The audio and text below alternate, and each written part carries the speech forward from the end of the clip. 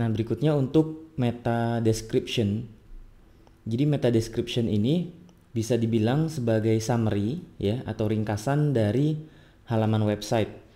Jadi Google akan baca ringkasan itu untuk menerjemahkan juga isi kontennya ya. Kalau misalnya kita ke Gramedia ya atau toko buku, kita mau beli buku, lalu buku itu masih diplastikin ya. Itu kan kita belum bisa baca isi bukunya. Nah, yang kita baca biasanya adalah sinopsisnya kan ya. Kita baca sinopsisnya untuk memahami ya, setidaknya mendapatkan gambaran isi dari buku itu tentang apa. Nah, jadi si description di sini tuh kira-kira fungsinya kayak gitu. Jadi Google membaca description, bagaimana dia akan mendapatkan summary atau ringkasan dari apa yang kita bahas di sini. Ya, apa yang kita bahas di konten. Nah, untuk si description itu nanti hasilnya kita bisa lihat di sini. Kalau misalnya kita ke Google, ini ya, kita ketikkan di sini misalnya buku. Nah, apa yang kita lihat di sini, perhatikan ya, yang warna hitam. Ini semuanya yang warna hitam ini adalah tulisan yang biasanya diambil dari meta description.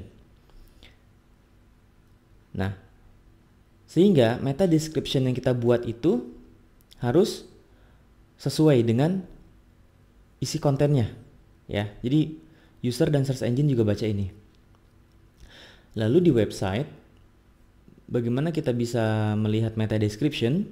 Ini coba kita buka aja dulu gini ya. Kita buka website bukukita.com. Caranya kita klik kanan aja, lalu view page source gini.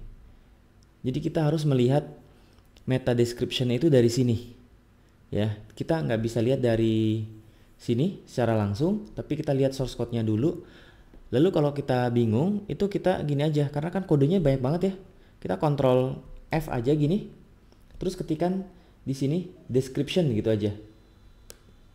Nah, nanti kita dapat kayak gini. Ya, ini saya blok. Meta name description itu nanti di kontennya nih, toko buku online bukukita.com, komunitas buku Indonesia, cara cepat, mudah, murah dan seterusnya kan. Nah, ini itu harusnya masuk ke yang tadi, yang ini. Kita lihat ya. Harusnya masuk ke sini.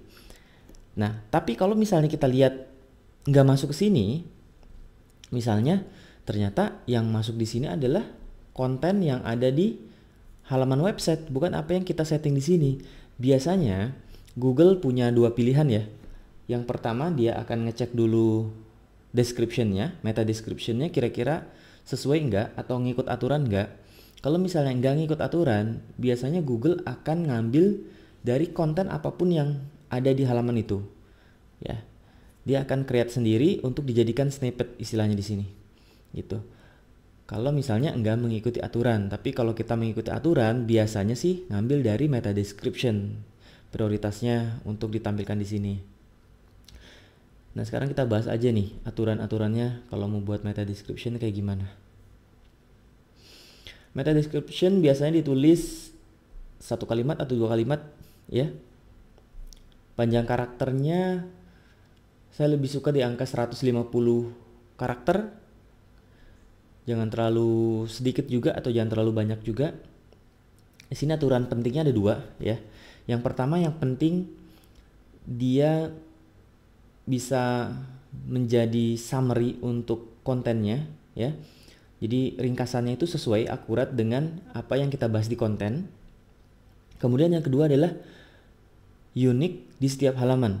Nah, jadi yang kita buat meta description itu, halaman satu dengan halaman yang lain itu dibuat berbeda.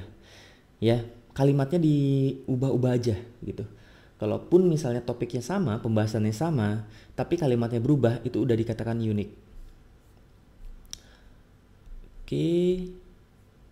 Itu aja sih sebenarnya untuk meta description ya. Nggak ada lagi. Kalau untuk karakternya kita pakai ini aja lagi ya. Kita kembangkan aja dari title. Nah, biasanya saya itu tipsnya bagaimana membuat meta description adalah kita kembangkan lagi dari title yang sudah kita buat. Contoh gini ya. Tutorial cara membuat blog dan website dengan WordPress.